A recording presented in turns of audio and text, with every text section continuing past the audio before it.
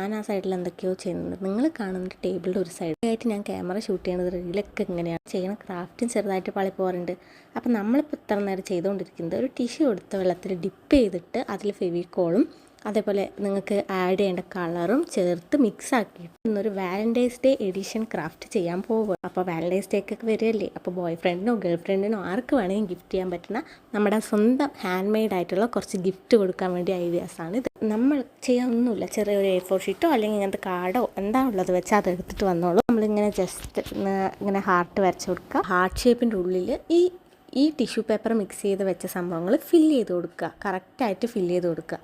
ഇത് ശരിക്കും സിമ്പിളായിട്ടുള്ളൊരു ക്രാഫ്റ്റാണ്. അത്യാവശ്യം കുറച്ച് ടൈം കൺസ്യൂം ചെയ്യും, പക്ഷേ ചെയ്ത് കഴിയുമ്പോൾ നല്ല അടിപൊളി റിസൾട്ടാണ് കിട്ടുക. കാരണം നമുക്ക് ഉണ്ടാക്കാൻ പറ്റുന്ന ഈസി ഹാൻഡ് മെയ്ഡ് ഗിഫ്റ്റുമാണ്. ഇത് കാണുമ്പോൾ എല്ലാവർക്കും കിട്ടുമ്പോൾ ഒരു പ്രത്യേക ഫീലും ഉണ്ടാവും. ഇത് ശരിക്കും 3D പോലെ ഉണ്ടാവും നേരിട്ട് കാണാൻ വേണ്ടിയിട്ട്. ഇതിനേക്കാളും ഭംഗി ശരിക്കും നേരിട്ട് കാണാൻ വേണ്ടിയാണ്. വാമായിട്ടുള്ള മൂഡിൽ വാം ലൈറ്റ് ഇട്ട് വെച്ചപ്പോൾ പാൻ്റെ ശരിക്കും എക്കോ മൂടാക്കിയിട്ട് വേറെ ലൈറ്റൊക്കെ കൊണ്ടുവന്നാണ് ചെയ്തെടുത്തിട്ടുള്ളത്. രണ്ടും നല്ല അടിപൊളിയായിട്ടുണ്ടായിരുന്നു. ശരിക്കും ആ മിക്സാക്കി വെച്ചത് കുറച്ച് കൂടിപ്പോയി, ഇനിയും ചെയ്യാൻ ബാക്കി ഉണ്ടായിരുന്നു. പക്ഷേ എനിക്ക് അത്യാവശ്യം കൈയൊക്കെ നന്നായി കടഞ്ഞതുകൊണ്ട് ഞാൻ അതവിടെ വെച്ചു. പിറ്റേ ദിവസം ആകുമ്പോഴേക്കും അത് നല്ല ഡ്രൈ ആയി, അത് വേസ്റ്റായി. അപ്പോൾ നിങ്ങൾ ഉണ്ടാക്കുമ്പോൾ ശ്രദ്ധിക്കുക, കുറച്ച് ടിഷ്യൂ മാത്രം ഡിപ്പ് ചെയ്ത് ആവശ്യത്തിന് മാത്രം ഉണ്ടാക്കി വെച്ചാൽ മതി. ഇനി ഞാനത് വെച്ചിട്ട് ഇങ്ങനെ ഒരു നെയിം കാർഡും സെറ്റ് ചെയ്തു. ശരിക്കും പറഞ്ഞാൽ ഇത് നല്ല അടിപൊളിയായിട്ടുണ്ട് കാണാൻ വേണ്ടിയിട്ട്.